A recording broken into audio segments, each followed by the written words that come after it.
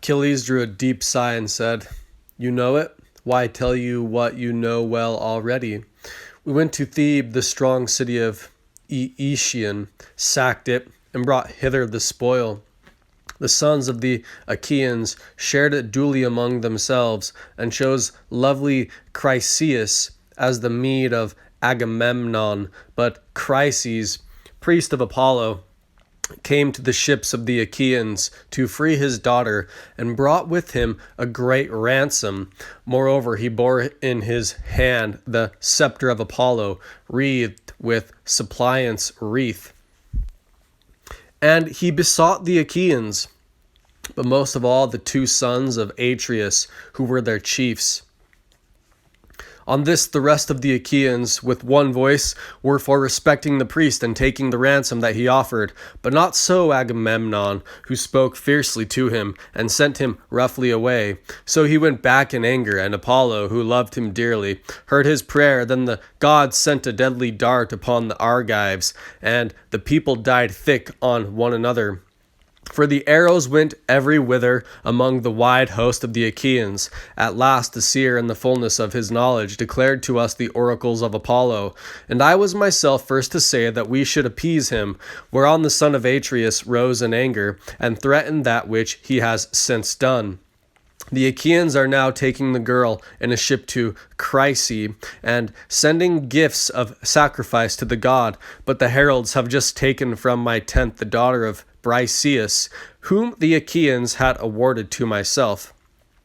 Help your brave son, therefore, if you are able, go to Olympus, and if you have ever done him service in word or deed, implore the aid of Jove. Oft times in my father's house have I heard you glory in that you alone of the immortals saved the son of Saturn from ruin, when the others, with Juno, Neptune, and Pallas Minerva, would have put him in bonds. It was you, goddess, who delivered him by calling to Olympus the 100-handed monster, whom gods call Briareus, but men Aegeon. For he is stronger even than his father. When, therefore, he took his seat all glorious beside the son of Saturn, the other gods were afraid, and did not bind him. Go then to him, remind him of all this, clasp his knees, and bid him give succor to the Trojans. Let the Achaeans be hemmed in at the sterns of their ships, and perish on the seashore, that they may reap what joy they may of their king, and that Agamemnon may rue his blindness in offering insult to the foremost of the Achaeans. Thetis wept and answered, My son, woe is me that I should have borne or suckled you. Would indeed that you had lived your span free from all sorrow at your ships, for it is all too brief, alas, that you should be at once short of life and long of sorrow above your peers. Woe, therefore, was the hour in which I bore you. Nevertheless, I will go to the snowy heights of Olympus and tell this tale to Jove, if he will hear our prayer. Meanwhile, stay where you are with your ships, nurse your anger against the Achaeans, and hold aloof from fight, for Jove went yesterday to Oceanus to a feast among the Ethiopians, and the other gods went with him. He will return to Olympus 12 days hence. I will then go to his mansion paved with bronze, and will beseech him, nor do I doubt that I shall be able to persuade him. On this she left him, still furious at the loss of her that had been taken from him. Meanwhile Ulysses reached Chryse with the hecatomb. When they had come inside the harbor, they furled the sails and laid them in the ship's hold. They slackened the forestays, lowered the mast into its place, and rowed the ship to the place where they would have her lie. There they cast out their mooring stones and made fast the hawsers. They then got out upon the seashore and landed the hecatomb for Apollo. Chryseis also left the ship, and Ulysses led her to the altar to deliver her into the hands of her father, Chryses. Said he, King Agamemnon has sent me to bring you back your child, and to offer sacrifices to Apollo on behalf of the Danaans, that we may propitiate the god, who has now brought sorrow upon the Argives. So saying, he gave the girl over to her father, who received her gladly, and they arranged the holy hecatomb all orderly around the altar of the god. They washed their hands and took up the barley meal to sprinkle over the victims, while Chryses lifted up his hands and prayed aloud on their behalf. "Hear me," he cried, "O God of the silver bow, that protectest Chryse and holy Cilia, and rulest Tenedos with thy might, Scylla. Even as thou didst hear me aforetime when I prayed, and didst press hardly upon the Achaeans, so hear me yet again, and stay this fearful pestilence from the Danaans." Thus did he pray, and Apollo heard his prayer. When they had done praying and sprinkling the barley meal, they drew back the heads of the victims and killed and flayed them.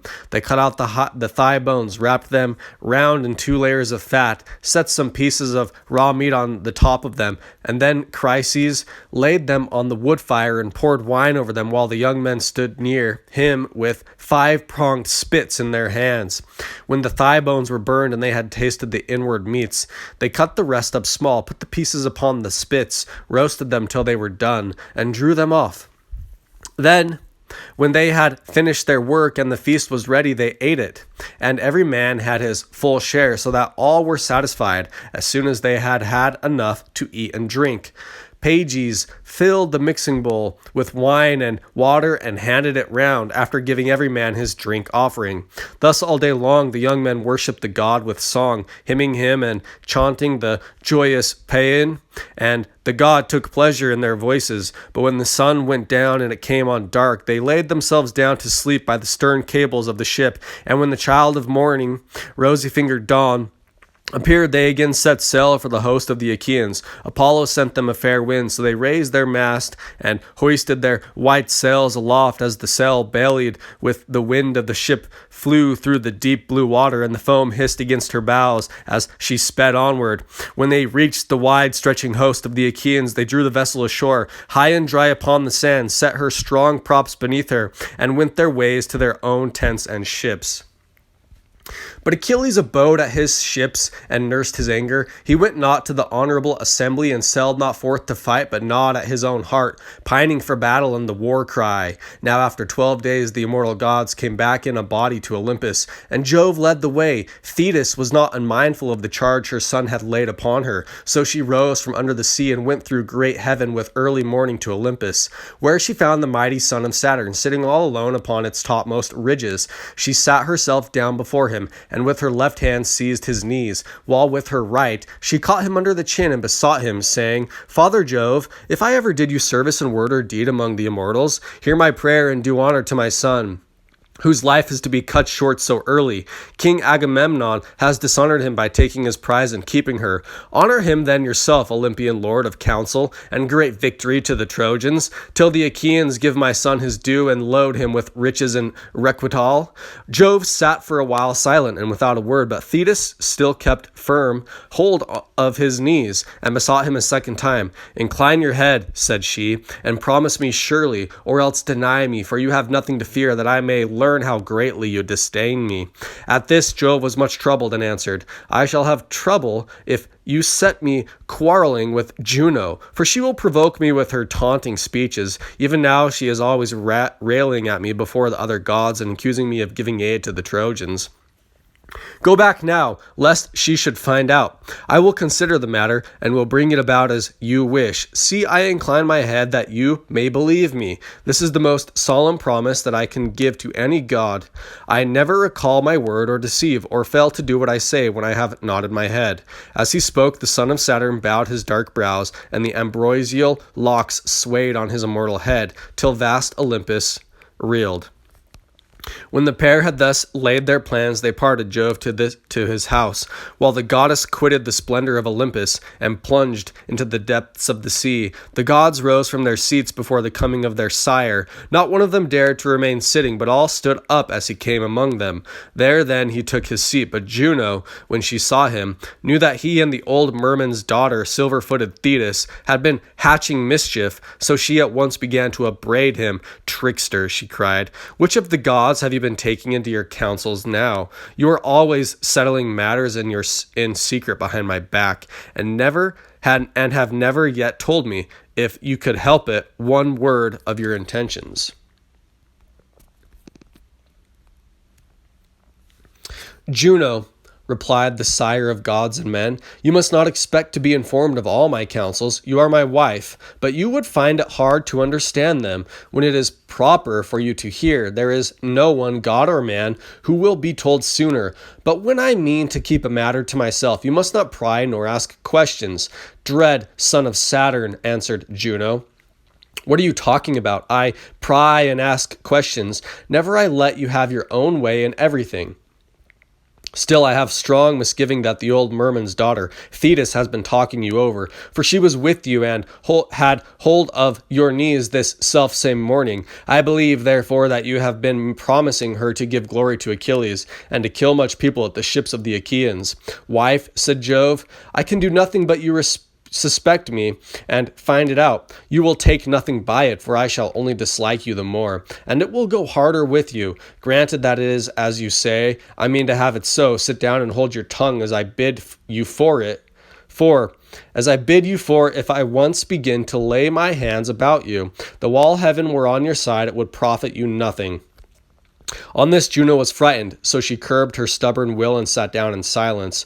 But the heavenly beings were disquieted throughout the house of Jove, till the cunning workman Vulcan began to try and pacify his mother Juno. It will be intolerable, said he, if you two fall to wrangling and setting heaven in an uproar about a pack of mortals. If such ill counsel are to prevail, we shall have no pleasure at our banquet. Let me then advise my mother, and she must herself know that it will be better to make friends with my dear father Jove, lest he again scold her and disturb our feast. If the Olympian thunderer wants to hurl us all from our seats, he can do so, for he is far the strongest. So give him fair words, and he will then soon be in a good humor with us.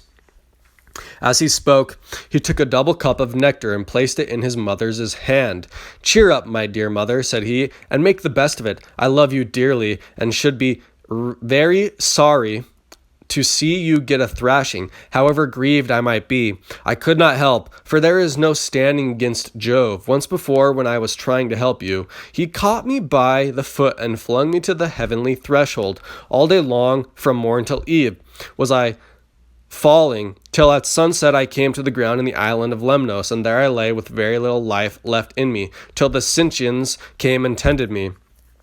Juno smiled at this, and as she smiled, she took the cup from her son's hands. Then Vulcan drew sweet nectar from the mixing bowl and served it round among the gods, going from left to right, and the blessed gods laughed out aloud applause as they saw him bustling about the heavenly mansion. Thus, through the livelong day to the going down of the sun they feasted, and every one had his full share, so that all were satisfied. Apollo struck his lyre, and the muses lifted up their sweet voices, calling and answering one another. But when the sun's glorious light had faded, they went home to bed, and each his own abode, which lame Vulcan with his consummate skill had fashioned for them. So Jove, the Olympian lord of thunder, hied him to the bed in which he always slept, and when he had got onto it, he went to sleep, with Juno of the golden throne by his side.